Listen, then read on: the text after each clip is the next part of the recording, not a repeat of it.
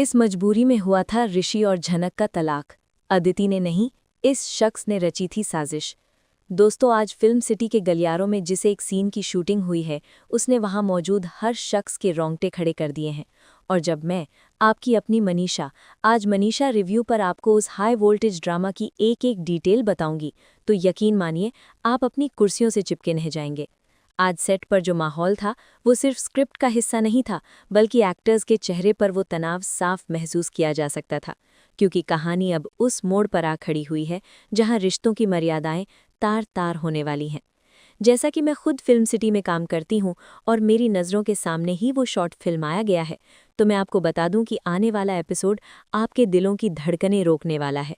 इस grand party sequence में न सिर्फ शानो शौकत है, बल्कि दिलों में दबी वो नफरत और जलन भी है जो ज्वालामुखी बनकर फूटने वाली है। अनिरुद्ध बोस के घर आयोजित इस आलीशान पार्टी में शहर के बड़े बड़े लोग शामिल हैं। रोशनी से पूरा घर जगमगा रहा है, लेकिन इस चमक दमक के बीच तीन जिंदगियां, एसपी ऋषि, उनकी पत्नी अदिति और उनकी पूर्व पत्नी यानी एक्स वाइफ झनक, अंधेरे के एक ऐसे भंवर में फंसने वाली हैं जहां से वापसी का कोई रास्ता नहीं है। सेट पर आज सन्नाटा तब पसर गया जब एसपी ऋषि अपनी पुलिस यूनिफॉर्म के रौब और रुतबे के साथ पार्टी में दाखिल हुए, लेकिन उनकी आंखों में वो सुकून नदारत था जो एक खुशहाल शादीशुदा मर्द की आंखों में होना चाहिए। उनके बाजू में खड़ी अदिति, जो अनिरुद्ध और अर्शी की बेटी है, बिल्कुल अपनी मां अर्शी की परछाई लग रही थी। वही घमंड, वही पोजेसिवनेस और वही असुरक्षा की भावना जो कभी अर्शी में हुआ करती थी। अदिति आज बेहद खूबसूरत लग रही थी, लेकिन उसकी खूबसूरती पर उसका शक हावी था। उसे लगता है कि उसने ऋषि से शादी तो कर ली है, दुनिया की नज़र में वो ऋषि की पत्नी है, लेकिन ऋषि के दिल का दरवाज़ा आज भी उसके लिए बंद है। और ये शक तब यकीन में बदलने लगता है जब पार्टी के एक कोने में सबसे नज़रों से बचकर खड़ी झनक पर कैमरा फोकस करता है। झनक, जो अब अपनी मां नूतन वाली झनक की ही तरह स्वाभिमानी है, वहां एक मेहमान की तरह नहीं, बल्कि शायद हालात की मारी एक अजनबी की तरह मौजूद है। मैंने देखा कि कैसे डायरेक्टर ने उस शॉट को डिज़ाइन किया जहां ऋषि की नज़रें पूरी पार्टी को चीरते हुए सीधे झनक पर जाकर टिक जाती हैं। वो एक पल का आई कांटेक्ट, वो खामोश संवाद, अदिति की बर्दाश्त की सीमा को पार करने के लिए काफ़ी था। फिल्म सिटी में काम करते हुए मैंने कई इमोशनल सीन्स देखे हैं, लेकिन आज ऋषि के किरदार में जो द्वंद्व था वो बेमिसाल था। एक तरफ कानून का रखवाला, एक एसपी जिसकी एक आवाज़ पर अपराधी कांपते हैं, और दूसरी तरफ एक मजबूर प्रेमी और पति जो अपनी एक्स वाइफ की खामोशी और अपनी पत्नी के शोर के बीच फंसा हुआ है। पार्टी का माहौल तब और गर्मा गया जब वेटर से टकराकर झनक की साड़ी पर जूस गिर जाता है। ये एक मामूली सी घटना थी, लेकिन जिस तरह से ऋषि अपनी पत्नी अदिति का हाथ छोड़कर, प्रोटोकॉल भूलकर बेतहाशा झनक की तरफ लपका, उसने वहां मौजूद हर मेहमान और खुद अदिति को सन्न कर दिया। ऋषि का वो केयरिंग नेचर, वो तड़प कर झनक से पूछना कि तुम ठीक तो हो, ये सब अदिति के लिए किसी तमाचे से कम नहीं था। अदिति, जो बचपन से ही अर्शी की परवरिश में पली बढ़ी है, जिसे हमेशा यही सिखाया गया है कि अपना हक कैसे छीनना है, उसे अपनी आंखों के सामने अपना अपमान बर्दाश्त नहीं हुआ। उसे लगा कि भरी महफिल में उसका पति एक एसपी होकर अपनी एक्स वाइफ के सामने झुक रहा है, उसकी परवाह कर रहा है, जबकि वो, उसकी आज की पत्नी, वहां खड़ी तमाशा देख रही है। उस वक्त सेट पर मौजूद हम सब ने महसूस किया कि हवा में तनाव कितना बढ़ गया था। अदिति का चेहरा गुस्से से लाल हो चुका था। उसके दिमाग में अर्शी की भरी हुई वो सारी बातें गूंज रही थीं कि मर्द को काबू में रखना पड़ता है, वरना वो हाथ से निकल जाता है। अदिति ने आव देखा ना ताव, वो झपट कर ऋषि और झनक के बीच आ खड़ी हुई। म्यूजिक बंद हो गया, मेहमानों की बातें रुक गईं, और सन्नाटा इतना गहरा था कि अगर कोई सुई भी गिरती तो उसकी आवाज़ सुनाई देती। अदिति ने झनक को वो कड़वी बातें सुनानी शुरू की जो शायद किसी खंजर से भी ज्यादा तेज थीं। उसने झनक के चरित्र पर उंगली उठाई, उसके अतीत को कुरेदा और उसे एक घर तोड़ने वाली औरत करार दिया। लेकिन झनक, जो अनिरुद्ध का खून और नूतन के संस्कार है, वो खामोश खड़ी रही। उसकी आंखों में आंसू थे, लेकिन उसने अपनी जुबान नहीं खोली। शायद वो ऋषि की इज्जत के खातिर चुप थी, लेकिन झनक की ये खामोशी अदिति के गुस्से को और भड़का रही थी। अदिति को लगा कि झनक की ये चुप्पी उसकी जीत नहीं, बल्कि उसे नीचा दिखाने का एक तरीका है। और फिर वो पल आया जिसके लिए आज पूरा दिन फिल्म सिटी में चर्चा होती रही है। अदिति का सब्र का बांध टूट गया। उसने पूरी ताकत के साथ अपना हाथ उठाया ताकि वो झनक के गाल पर एक जोरदार थप्पड़ जड़ सके और उसे उसकी औकात याद दिला सके। कैमरा स्लो मोशन में था। अदिति का हाथ हवा में लहराया। झनक ने डर और अपमान से अपनी आंखें बंद कर लीं। अनिरुद्ध और अर्शी के चेहरे पर हवाइयां उड़ने लगीं। सबको लगा कि आज अनर्थ हो जाएगा, आज बोस परिवार की इज्जत नीलाम हो जाएगी। लेकिन तभी एक मजबूत हाथ ने हवा में ही अदिति की कलाई को थाम लिया। वो हाथ किसी और का नहीं बल्कि एसपी ऋषि का था। मैंने अपनी आंखों से मॉनिटर पर देखा। ऋषि की आंखों में उस वक्त जो आग थी वो किसी ज्वालामुखी से कम नहीं थी। उसने अदिति का हाथ सिर्फ रोका नहीं था बल्कि उसे इतनी जोर से पकड़ा था कि अदिति की कलाई पर निशान पड़ जाएं। ये सिर्फ एक बचाव नहीं था, ये एक ऐलान था, एक पति का अपनी पत्नी के खिलाफ और एक प्रेमी का अपनी पूर्व पत्नी के सम्मान के लिए। ऋषि ने झनक को बचाया, लेकिन इस बचाव ने पार्टी में एक ऐसा भूचाल ला दिया है जिसके झटके आने वाले कई एपिसोड्स तक महसूस किए जाएंगे। दोस्तों, वो मंजर देखकर सेट पर मौजूद हर शख्स की सांसें जैसे गले में ही अटक गई थी, क्योंकि एसपी ऋषि ने न सिर्फ अदिति का हाथ पकड़ा था बल्कि उसने उस हाथ को एक झटके के साथ नीचे कर दिया, जैसे वो किसी अपराधी को नहीं बल्कि अपनी ही पत्नी के उस गुरूर को धूल चटा रहा हो। मैंने अपनी आंखों से देखा कि कैसे कैमरा उस पल ऋषि के चेहरे पर जूम हुआ और वहां गुस्सा नहीं बल्कि एक ठंडी चेतावनी थी। ऋषि ने एक शब्द भी नहीं कहा, लेकिन उसका वो सख्त रवैया पूरी महफिल में चीख चीख कर कह रहा था कि झनक अब लावारिस नहीं है। उसके अपमान के बीच अब ऋषि खड़ा है। आप सोचिए, एक पत्नी के लिए इससे बड़ी हार और क्या हो सकती है कि उसका पति भरी महफिल में सैकड़ों मेहमानों और मीडिया के सामने उसका हाथ झटक दे, वो भी सिर्फ इसलिए ताकि वो अपनी एक्स वाइफ को बचा सके। अदिति उस झटके से लड़खड़ा गई। उसकी आंखों में जो अभी तक अंगारे थे वो अब अविश्वास और शर्मिंदगी के आंसुओं में बदलने लगे थे। उसे यकीन नहीं हो रहा था कि जिस ऋषि को वो अपना मानकर बैठी थी, उसने आज सबके सामने चुन लिया कि उसकी वफादारी किसकी तरफ है। फिल्म सिटी के सूत्रों ने मुझे बताया कि इस सीन के बाद अदिति का किरदार निभा रही एक्ट्रेस भी काफ़ी देर तक इमोशनल रहीं, क्योंकि सीन की इंटेंसिटी ही इतनी ज़्यादा थी। कहानी में ये वो मोड़ है जहां ऋषि ने अनजाने में ही सही लेकिन एक लकीर खींचती है। ऋषि ने जिस तरह अपनी बॉडी लैंग्वेज से झनक को कवर किया, खुद को झनक के आगे एक ढाल बनाकर खड़ा कर दिया। उसने बिना बोले ये साबित कर दिया कि कानूनी तौर पर रिश्ता चाहे खत्म हो चुका हो, कागज पर तलाक हो चुका हो, लेकिन रूह का रिश्ता और जिम्मेदारी का एहसास अभी भी जिंदा है। झनक, जो अब तक सहमी हुई थी, ऋषि के इस कदम से हैरान थी। उसने शायद उम्मीद छोड़ दी थी कि कोई उसके लिए खड़ा होगा, खासकर वो इंसान जिसने उसे छोड़ दिया था। लेकिन आज ऋषि ने एक पुलिस वाले की तरह नहीं बल्कि एक रक्षक की तरह उसका मान रखा। वहां खड़े मेहमान जो अब तक कानाफूसी कर रहे थे, अब एकदम चुप थे। अनिरुद्ध बोस जो दूर खड़े ये सब देख रहे थे, उनका चेहरा देखने लायक था। मेरे पास जो अंदर की खबर है उसके मुताबिक अनिरुद्ध को इस पल में अपना अतीत याद आ गया होगा। उसे याद आया होगा कि कैसे कभी उसने भी झनक की मां के लिए दुनिया से लड़ने की कोशिश की थी, लेकिन शायद वो इतना साहसी नहीं था जितना आज ऋषि साबित हुआ है। माहौल इतना भारी हो चुका था कि अर्शी, जो अपनी बेटी का अपमान होते देख अब और चुप नहीं रह सकती थी, दौड़कर अदिति के पास आई। अर्शी की आंखों में वही पुरानी नफरत थी जो वो कभी झनक की मां के लिए रखती थी, और आज वही नफरत उसकी बेटी की सौतन यानी जूनियर झनक के लिए थी। लेकिन यहाँ ट्विस्ट ये है कि ऋषि ने किसी को भी बोलने का मौका नहीं दिया। मैंने देखा कि कैसे डायरेक्टर ने इस सीन को कोरियोग्राफ किया था। ऋषि ने अदिति की तरफ एक ऐसी नज़र डाली जिसने उसे वही बुत बना दिया। वो नज़रें कह रही थी कि अगर एक शब्द और बोला तो मैं भूल जाऊंगा कि तुम मेरी पत्नी हो। ये ऋषि का एसपी अवतार था जो अपनी पर्सनल लाइफ में भी हावी हो गया था। उसने झनक का हाथ नहीं पकड़ा क्योंकि वो जानता था कि ऐसा करने से बातें और बनेंगी, लेकिन उसने झनक को इशारा किया कि वो उसके साथ चले। ये एक मूक आदेश था जिसे टालने की हिम्मत किसी में नहीं थी। ऋषि ने पार्टी के बीचों बीच से झनक को सुरक्षित बाहर निकालने का फैसला किया, और वो भी अपनी पत्नी अदिति को रोता हुआ छोड़कर। जब ऋषि झनक को लेकर पार्टी हॉल से बाहर की तरफ बढ़ा तो ऐसा लगा जैसे उसने अनिरुद्ध बोस के पूरे परिवार को आईना दिखा दिया हो। अदिति वहीं फर्श पर घुटनों के बल बैठ गई। उसका मेकअप आंसुओं से खराब हो रहा था और उसका ईगो चकनाचूर हो चुका था।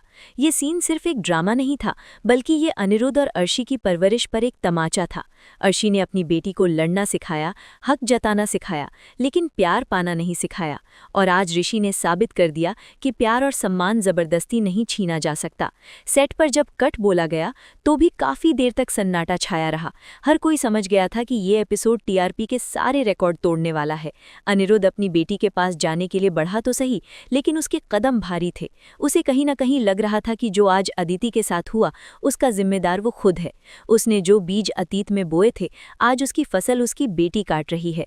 इतिहास खुद को दोहरा रहा था, लेकिन इस बार किरदार बदल गए थे। ऋषि अनिरुद्ध से ज्यादा ताकतवर बनकर उभरा था। लेकिन दोस्तों, कहानी अभी खत्म नहीं हुई है। असली ड्रामा तो इसके बाद शुरू हुआ, जब ऋषि झनक को लेकर बाहर पार्किंग एरिया में पहुंचा। वहां जो कॉन्वर्सेशन हुआ उसकी जानकारी सिर्फ मुझे है, क्योंकि मैं वहां मौजूद थी जब वो सीन शूट हो रहा था। बाहर ठंडी हवा चल रही थी, लेकिन दोनों के बीच की गर्मी बरकरार थी। झनक ने पहली बार ऋषि को रोका और उससे सवाल किया। उसकी आंखों में कृतज्ञता नहीं, बल्कि सवाल थे। वो जानना चाहती थी कि ऋषि ने ऐसा क्यों किया, क्यों उसने अपनी शादीशुदा जिंदगी में तूफान खड़ा किया उसे बचाने के लिए। क्या ये सिर्फ दया थी, या फिर आज भी ऋषि के दिल के किसी कोने में वो पुराना प्यार दबा हुआ है। ऋषि, जो अब तक सख्त एसपी बना हुआ था, झनक के सवालों के आगे थोड़ा कमजोर पड़ता दिखाई दिया। उसके चेहरे पर एक कश्मकश थी। एक तरफ उसकी ड्यूटी और उसका वर्तमान अदिति, और दूसरी तरफ उसका अतीत और उसकी असलियत झनक। उसने झनक को जवाब तो नहीं दिया, लेकिन उसकी खामोशी ने बहुत कुछ कह दिया। उसने बस इतना कहा कि वो उसे घर छोड़ देगा, क्योंकि इस हालत में वो उसे अकेले नहीं जाने दे सकता। इधर पार्टी के अंदर अर्शी का गुस्सा 7वें आसमान पर था। उसने अनिरुद्ध पर चिल्लाना शुरू कर दिया। वो अनिरुद्ध को कोस रही थी कि तुम्हारी वजह से मेरी बेटी की ये हालत है। वो लड़की मनहूस है, बिल्कुल अपनी माँ की तरह। अर्शी की ये बातें सुनकर अनिरुद्ध का सब्र भी जवाब दे रहा था।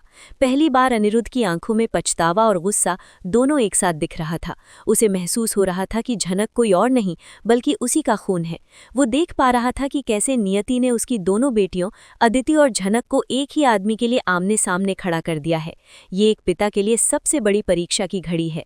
क्या वो अब भी मनीषा रिव्यू दर्शकों, कहानी का असली बवंडर तो अब शुरू होता है। जब पार्टी के अंदर अर्शी का गुस्सा फूट रहा था, तो बाहर पार्किंग में एक अलग ही जंग छिड़ी हुई थी। मैं आपको बता दूं कि सेट पर जब ये सीन शूट हुआ तो डायरेक्टर ने खास तौर पर लाइटिंग को डिम रखा था, ताकि ऋषि और झनक के चेहरों पर आते जाते साए उनके रिश्तों की उलझन को दिखा सके। झनक, जो अब तक पार्टी में खामोश थी, कार के पास पहुंचते ही ऋषि का हाथ झटक दिया। ये वो पल था जहां झनक का स्वाभिमान उसके पुराने प्यार पर भारी पड़ गया।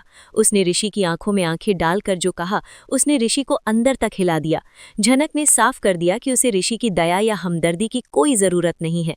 उसने कहा कि आज तुमने मुझे बचाकर कोई एहसान नहीं किया एसपी साहब, बल्कि मेरी मुसीबतें और बढ़ा दी हैं। झनक का ये डायलॉग हम सबके दिलों को चीर गया, क्योंकि ये सच था। ऋषि ने उसे थप्पड़ से तो बचा लिया, लेकिन अब उसे समाज और अदिति की नजरों में एक विलेन बना दिया था। वहां ऋषि लाचार खड़ा था। उसके पास पावर थी, वर्दी थी, लेकिन अपनी ही एक्स वाइफ के सवालों का जवाब नहीं था। उसने बस इतना कहा, गाड़ी में बैठो। ये एक रिक्वेस्ट नहीं, ऑर्डर है। और ये कहते हुए उसकी आवाज में वो अधिकार था जो तलाक के बाद भी खत्म नहीं हुआ था। उधर बोस हाउस के अंदर का मंजर किसी युद्ध के मैदान से कम नहीं था। अर्शी की चिल्लाहट ने अनिरुद्ध को दीवार से सटा दिया था। अर्शी बार बार अनिरुद्ध को याद दिला रही थी कि कैसे उस लड़की की वजह से आज उनकी बेटी अदिति का घर टूटने की कगार पर है। अर्शी ने अनिरुद्ध पर इल्जाम लगाया कि तुम्हारी वजह से तुम्हारे दिल में आज भी उस औरत के लिए जगह है, इसीलिए तुम चुपचाप तमाशा देखते रहे और अपनी सगी बेटी का अपमान होने दिया। अनिरुद्ध, जो आमतौर पर शांत रहता है, आज अंदर से टूट चुका था। मेरे सूत्रों के मुताबिक यहाँ एक बहुत बड़ा खुलासा होने वाला था, जो अनिरुद्ध के हाव भाव से साफ झलक रहा था। अनिरुद्ध की नजरें बार बार उस दरवाजे की तरफ जा रही थी जहां से झनक गई थी। उसे महसूस हो रहा था कि जिसे वो मनहूस कहा जा रहा है, उस लड़की की आंखों में उसे अपना अक्स क्यों दिखाई देता है। उसे वो तड़प क्यों महसूस होती है जो एक पिता को अपनी औलाद के लिए होती है। अनिरुद्ध के दिमाग में ये शक घर कर गया है कि कहीं ये झनक उसकी और पुरानी झनक की बेटी की निशानी तो नहीं। ये खून की पुकार थी जो उसे बेचैन कर रही थी, लेकिन अर्शी के शोर में उसकी अंतरात्मा की आवाज दब रही थी। लेकिन दोस्तों, सबसे बड़ा बदलाव जो मैंने आज सेट पर देखा वो अदिति के किरदार में था। जब ऋषि झनक को लेकर चला गया तो अदिति के आंसुओं ने सूखना बंद कर दिया और उनकी जगह एक ठंडी पथरीली नफरत ने ले ली। उसने अपनी माँ अर्शी को चुप कराया और फर्श से खड़ी हुई। उसका मेकअप बिखरा हुआ था, लेकिन उसके तेवर बदल चुके थे। अदिति ने शीशे में अपनी सूरत देखी और कसम खाई कि आज के बाद वो ऋषि के लिए रोएगी नहीं, बल्कि झनक को रुलाएगी। ये एक वैम्प का जम नहीं था, बल्कि एक टूटी हुई औरत का इंतकाम था।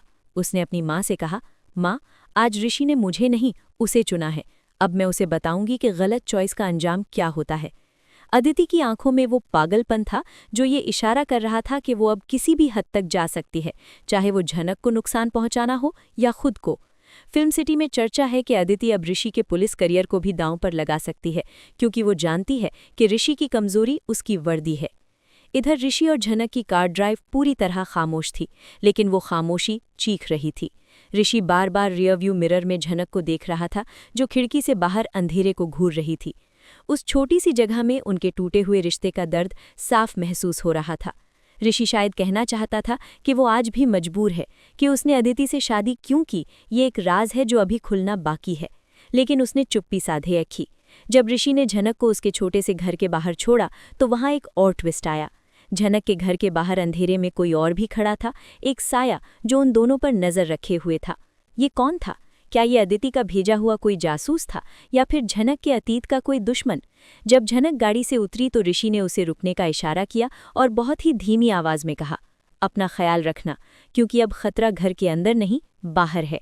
ये लाइन बोलते वक्त ऋषि की आवाज में जो फिक्र थी, वो बता रही थी कि मामला सिर्फ लव ट्रायंगल का नहीं है, बल्कि जानलेवा होने वाला है। अनिरुद्ध बोस उस रात सो नहीं पाया। पार्टी खत्म हो चुकी थी, मेहमान जा चुके थे, लेकिन उसके दिमाग में तूफान चल रहा था। वो अपनी लाइब्रेरी में गया और एक पुरानी डायरी और कुछ तस्वीरें निकालने लगा।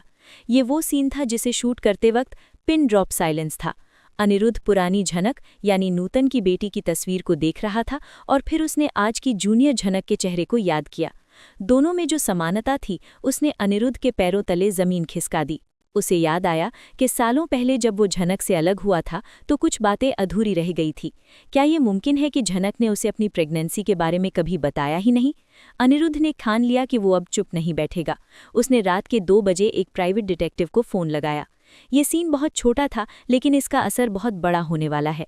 अनिरुद्ध ने डिटेक्टिव को सिर्फ एक काम सौंपा, मुझे उस लड़की ऋषि की एक्स वाइफ की पूरी कुंडली चाहिए। उसके माँ बाप कौन हैं, वो कहाँ पैदा हुई, सब कुछ। अनिरुद्ध अब सच की खोज में निकल पड़ा है और ये सच अर्शी की दुनिया उजाड़ सकता है। और अंत में एपिसोड का क्लोजिंग शॉट उस रहस्यमय साये पर था जो झनक के घर के बाहर खड़ा था।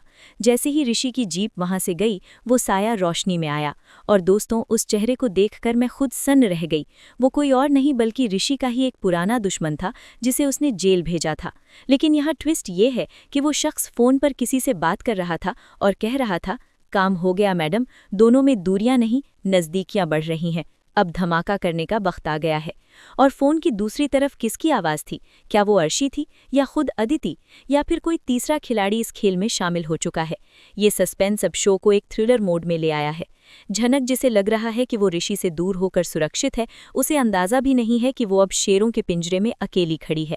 आने वाले एपिसोड्स में हम देखेंगे कि कैसे अनिरुद्ध की जासूसी और अदिति की नफरत टकराएगी, और इस टकराव में सबसे ज्यादा नुकसान किसका होगा, ऋषि का या बेचारी झनक का? अगली सुबह का सूरज एक नई तबाही लेकर आया। एसपी ऋषि अपने पुलिस स्टेशन में बेचैन था। उसे रात भर नींद नहीं आई थी। उसकी सिक्स्थ सेंस, या यूं कहें कि एक पुलिस वाले की छठी इंद्री, उसे बार बार चेतावनी दे रही थी कि कुछ गलत होने वाला है। उसने अपने कांस्टेबल को झनक की सुरक्षा के लिए भेजा ही था कि उसे एक खबर मिली, शहर के मेन हाईवे पर एक भयानक एक्सीडेंट हुआ है। और दोस्तों, ये वही जगह थी जहां से झनक को अपनी जॉब इंटरव्यू के लिए गुजरना था। ऋषि के पैरों तले जमीन खिसक गई। वो जीप लेकर पागलों की तरह मौके की ओर भागा। मैंने सेट पर देखा कि ऋषि के चेहरे पर पसीना और डर साफ झलक रहा था। ये डर एक एसपी का नहीं, बल्कि उस इंसान का था जिसे अब एहसास हो रहा था कि वो झनक को खोने का जोखिम नहीं उठा सकता। उधर अनिरुद्ध बोस को डिटेक्टिव का फोन आ चुका था। डिटेक्टिव ने अनिरुद्ध को जो फाइल भेजी, उसमें झनक का बर्थ सर्टिफिकेट और उसकी मां की अस्पताल की रिपोर्ट्स थीं। अनिरुद्ध ने जैसे ही वो फाइल खोली, उसकी आंखों के सामने अंधेरा छा गया। तारीखें, ब्लड ग्रुप और अस्पताल का नाम, सब कुछ चीख चीख कर गवाही दे रहा था कि जूनियर झनक उसी की बेटी है। अनिरुद्ध के हाथ से वो फाइल छूटकर गिर गई। उसे लगा कि नियति ने उसके साथ कितना क्रूर मजाक किया है। जिस बच्ची को उसकी पत्नी और बेटी ने कल पार्टी में जलील किया, वो उसकी अपनी खून है। कहानी का क्लाइमैक्स तब आया जब ऋषि और अनिरुद्ध दोनों अलग अलग दिशाओं से सिटी हॉस्पिटल की तरफ भागे। एक्सीडेंट हो चुका था। झनक स्ट्रेचर पर थी, खून से लथपथ। और विडंबना देखिए, इस हादसे की खबर सुनकर अदिति भी अस्पताल पहुंची थी, लेकिन अफसोस करने नहीं बल्कि ये देखने कि क्या उसका रास्ता साफ हो गया है। लेकिन जब अदिति ने ऋषि को देखा तो वो ठिठक गई। ऋषि हॉस्पिटल के कॉरिडोर में दहाड़े मारकर रो रहा था, डॉक्टर उसे बचा लीजिए। ऋषि का ये रूप अदिति ने आज तक नहीं देखा था। उसने महसूस किया कि ऋषि के दिल में झनक के लिए जो जगह है वो अदिति कभी हासिल नहीं कर सकती। ये अदिति की नैतिक हार थी। लेकिन असली धमाका तो ऑपरेशन थिएटर के बाहर हुआ। डॉक्टर बाहर आए और उन्होंने कहा, पेशेंट की हालत बहुत नाजुक है और उनका ब्लड ग्रुप बहुत रेयर है, बॉम्बे ब्लड ग्रुप। हमें तुरंत डोनर चाहिए वरना हम उसे बचा नहीं पाएंगे। वहां खड़ा हर शख्स जानता था कि ये ब्लड ग्रुप कितना दुर्लभ है। ऋषि हताश होकर इधर उधर देख रहा था। अदिति चुप थी। तभी अनिरुद्ध बोस, जो वहां बदहवास हालत में पहुंचा था, आगे बढ़ा। उसकी आवाज कांप रही थी, लेकिन उसमें एक पिता का दृढ़ संकल्प था। उसने डॉक्टर का हाथ पकड़कर कहा, मेरा ब्लड ग्रुप वही है डॉक्टर, मैं खून दूंगा। मेरा खून ले लीजिए, लेकिन मेरी बेटी को बचा लीजिए। अनिरुद्ध के मुंह से निकले शब्द मेरी बेटी हॉस्पिटल के सन्नाटे में बम की तरह फटे। अर्शी, जो अभी अभी वहां पहुंची थी, ये सुनकर पत्थर की मूरत बन गई। अदिति को लगा जैसे किसी ने उसे पहाड़ से धक्का दे दिया हो। ऋषि, जो अब तक सिर्फ झनक की जान की फिक्र कर रहा था, अनिरुद्ध की तरफ अविश्वास से देखने लगा। सारा सच एक पल में शीशे की तरह साफ हो गया था। वो लड़की जिसे पूरा परिवार नफरत करता रहा, वो इस घर की बड़ी बेटी थी। अनिरुद्ध ने किसी की परवाह नहीं की और ऑपरेशन थिएटर के अंदर चला गया। दोस्तों, शूटिंग का आखिरी शॉट सबसे ज्यादा इमोशनल था। ऑपरेशन थिएटर के बाहर अर्शी दीवार के सहारे खड़ी थी। उसकी आंखों में हार थी। उसने जिसे मारने की कोशिश की, उसे बचाने के लिए उसका अपना पति अंदर गया है। अदिति एक कोने में बैठकर रो रही थी। उसे समझ नहीं आ रहा था कि वो अब झनक को बहन माने या सौतन। और ऋषि उस बंद दरवाजे को देख रहा था, जिसके पीछे उसकी एक्स वाइफ और उसके ससुर, जो अब झनक के पिता भी साबित हो चुके थे, जिंदगी और मौत की जंग लड़ रहे थे। ऋषि के चेहरे पर एक अजीब सा सुकून भी था कि अब झनक अनाथ नहीं है, अब उसके पीछे उसका पिता खड़ा है। लेकिन साथ ही एक डर भी था कि जब झनक को होश आएगा और उसे पता चलेगा कि उसकी जान लेने की कोशिश उसी के सौतेले परिवार ने की थी, तो क्या होगा।